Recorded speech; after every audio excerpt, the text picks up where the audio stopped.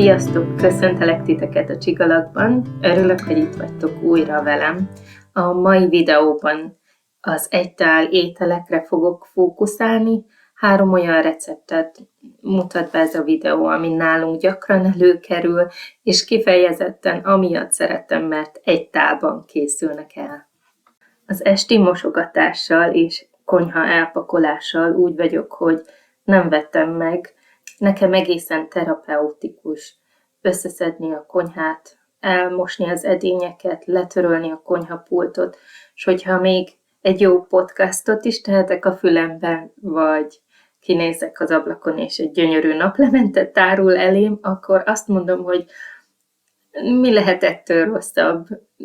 Ráadásul tisztaságot varázsolok a konyhába, Szerintem ez egy ilyen megnyugtató tevékenység, de bevallom, vannak napok, amikor nem szívesen állingálok a konyhában.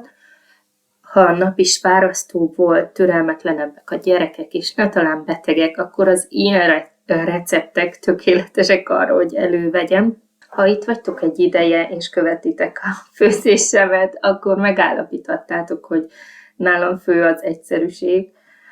Nem tudok nagyon sok szakszót, amit mondjuk a szakácsvilág nyelvezetében kéne tudni, és nem is szoktam egzotikus recepteket böngészni és hasonló hozzávalókat tartani a házhoz. A klasszikus magyar konyha és a klasszikus erdélyi konyha, fogalmazzak így, és egy kicsit nemzetközi befolyás is bejött a konyhánkba, az étkezésünkbe, de úgy gondolom, hogy egész egyszerűen főzök, szóval néha még az egyszerűbbnél is egyszerűbb recepteket kell elővennem, és ilyenkor nagyon jól fognak az ilyen egytálételek, főleg ez a rizses, csorizós, rizibizi, mi csak csorizós rizsnek nevezzük, és a klasszikus zöldségeket tettem bele, indítottam hagymával, vajon és olívaolajon, aztán dobtam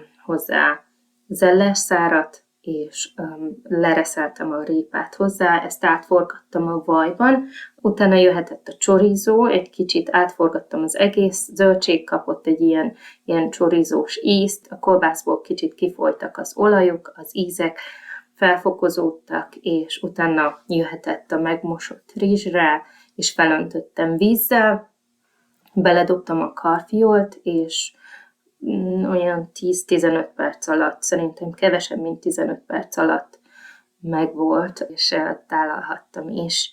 Én nagyon szeretek emiatt mondjuk csorizót tartani, de lehet bármilyen más kolbász is a hűtőszekrényben, eláll hónapokig, és fele is elég mondjuk egy ilyen vacsorához, amikor nem tudom, mit készítsek, mert elfelejtettem húst kiolvasztani, akkor egy ilyen rizset főzök nekik, és ezt mindenki szereti. Néha kerül bele csemege kukorica, vagy néha kerül bele egyéb zöldség, mint édes krumpli, vagy épp a sütőtök szezonja van, akkor azt is szoktam bele reszelni, vagy kockára aprítani, és ezt mindenki megeszi.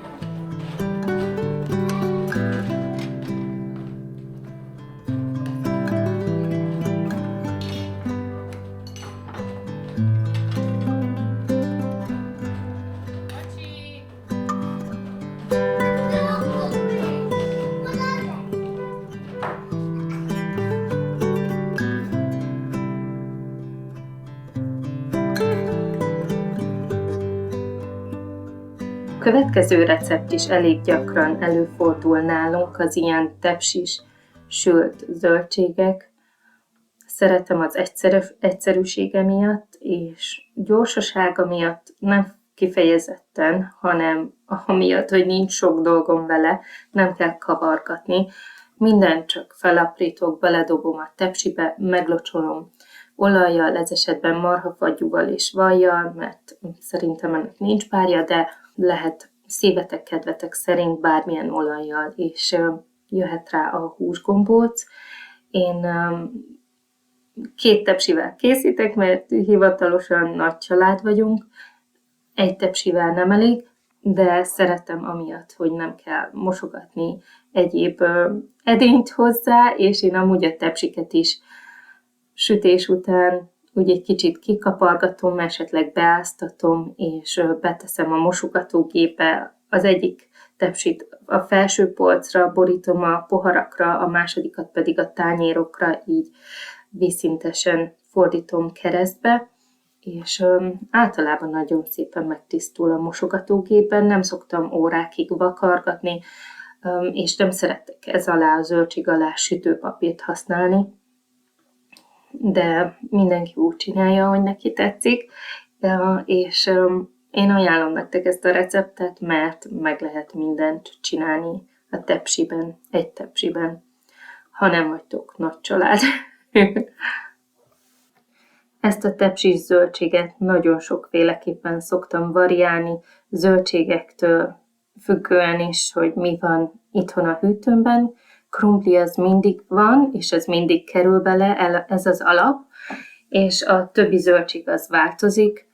Vannak gyerekek, akik nem kedvelik az édes krumplit, van, aki nem szereti a sütőtököt, ha az is kerül bele, vagy a karfiolt, egyik gyerek kiszedi, a másik megeszi, úgyhogy ez ilyen egy kicsit variálható, mindenki kap valamit, amit szeret ebben. A fehérje része is változhat. Néha szoktam angol kolbásszal, ilyen friss angol kolbászt veszek, amit egyben kéne megsütni, de így kiszedem a hurkából, kis gombócokat tépkedek belőle, ha nincs kedvem összeállítani a gombócot. És még csorizóval is próbáltam, csorizó kolbásszal is próbáltam, de biztosan egyéb kolbásszal is működik. Nálam leggyakrabban ilyen házi húsgombóccal készül. A férjem kedvence a lillahagyma, az mindig kerül bele, de igyekszem nagyobb darabokban hagyni, mert könnyen meg tud égni.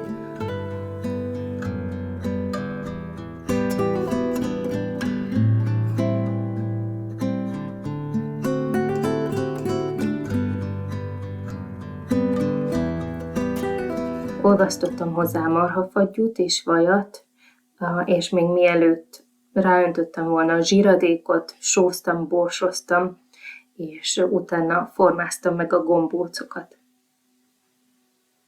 Kakukkfű, oregano, bazsalikom keverék is került bele, de ha nektek csak sóval, borssal ízlik, úgy is elkészíthető.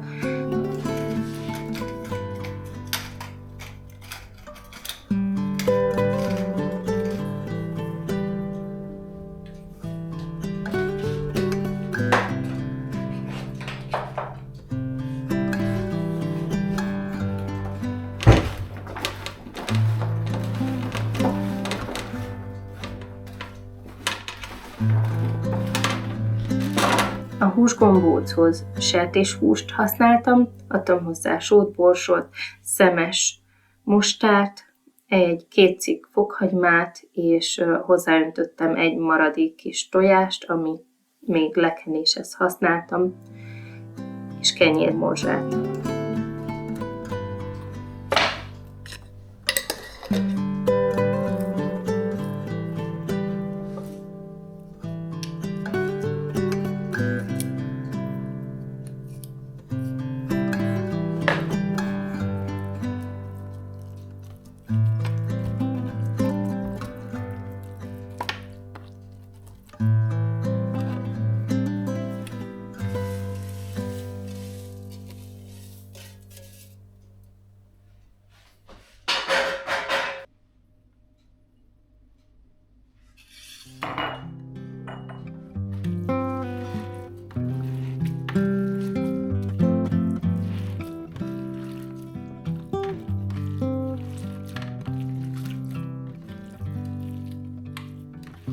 Ennek a titka szerintem az, hogy forró sütőben süljön. Jól átforgattam a zöldségeket, hogy nagy felületen, minél több felületen érje őket a zsíradék, és nagyon forró sütőben én olyan 200-220 fokon szoktam ezt sütni, és egy olyan fél óra alatt megsül. Én amúgy sütőpapírt nem szeretek használni az ilyen tepsis sült zöldségek alá, szerintem másabb lesz a zöldségeknek az íze, másképp pirul. Én inkább egy kicsit kiöblintem a tepsiket, és bele szoktam tenni a mosogatógépbe. Egyiket a legfelső polcra, a poharakra, a másikat pedig a tányérokra, így keresztbe fektetem, és viszonylag szépen meg szoktak tisztulni. Ha valami nagyon oda tapadt volna, akkor felöntöm fővő vízzel a tepsiket, és hagyom ázni éjszakára, és csak reggel teszem be őket a mosogatógépbe, vagy a legközelebbi indításkor, és viszonylag szépen meg szoktak tisztulni. Ha nem másért, akkor amiatt, hogy kevesebbet kelljen sikálni.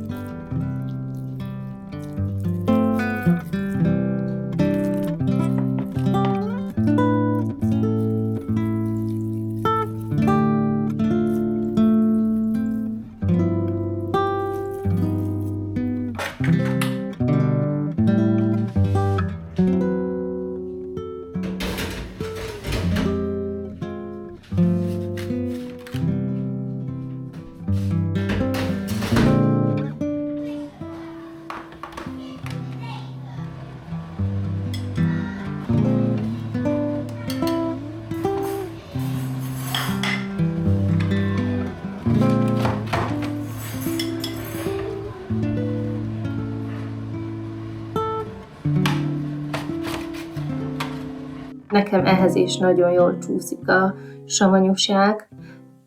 A zöldségek megkaramellizálódnak, édesebbek lesznek, és szerintem nagyon jól passzol hozzá a savanyúság, és amúgy is egy kicsit zsírosak a zöldségek, úgyhogy mi így fogyasztjuk.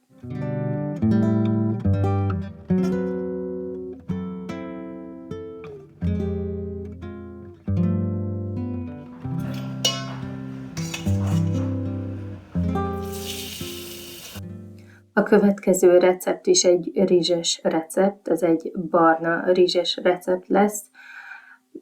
A videóban vettem észre, hogy nem szedtem szét jobban a csirkeszárnyakat. Lehet, hogy amiatt nem szedtem szét annak idején, amikor készítettem, hogy több férjen bele a tepsibe, de ha szétszedtem volna, akkor több felületen pirul meg a csirkeszárny. Nekem a csirkeszárny kedvencem, az egyik kedvencem.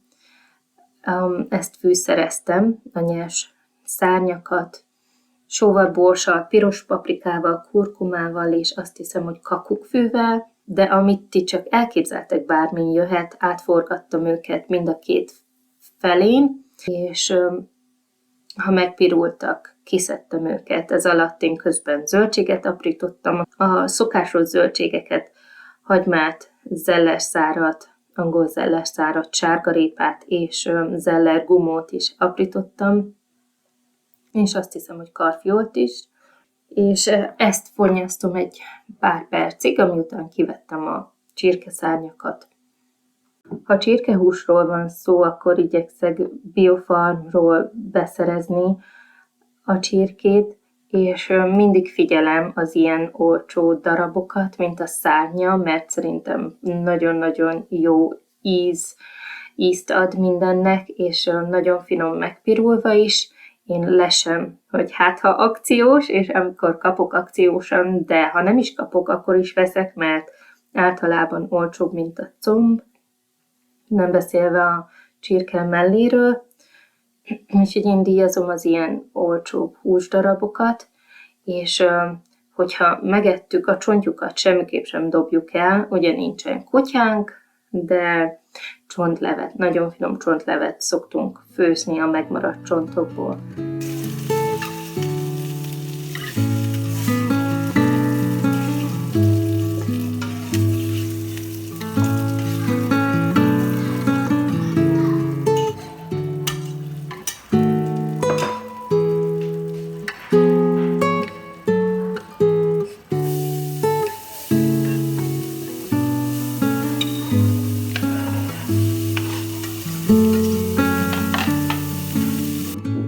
barna rizs azóta is ott vár a szekrényben rám. Egyszer vagy kétszer főztem belőle, más években is vettem, de nem rajongunk érte, úgyhogy gyakran nem szoktam venni. Épp amikor megvettem, akkor valami nagyon jó receptet talán láttam, vagy valami miatt megtetszett, és elkészítettem barna rizssel ezt a receptet, de azóta nem használtam. Szóval nálunk a barna rizs nem olyan menő, mint a fehér, a gyerekeknek sem a kedvence, de erre tökéletes, mert kb. Fél órát, 25 percet kell főnie, mint a csirke szárnynak is, 25 perc, fél óra. És ezért kombináltam a kettőt, és így visszanézve és gondolkozva ezen a recepten, azt mondom, hogy itt betehettem volna nyugodtan a sütőbe, hogy ne kelljen kavargatni, talán egyszer-kétszer megkavartam. Ha jól lefóliáztam volna és forró sütőbe tolom, akkor lehet, hogy még jobb lett volna, mert felül is sülnek, körbe sül a szárny, és nem csak fő a vízben, de így is megfőtt és elkészült. Egy másik módja, ami így eszembe jutott látva ezt, hogy a kuktában is talán ott még jobb lett volna ezt elkészíteni, de úgy gondoltam, hogy ebben a nagy felületű serpenyőben hamar meg tudom pirítani az összes szárnyat, de így visszanézve legközelebb kuktában készíteném el szerintem.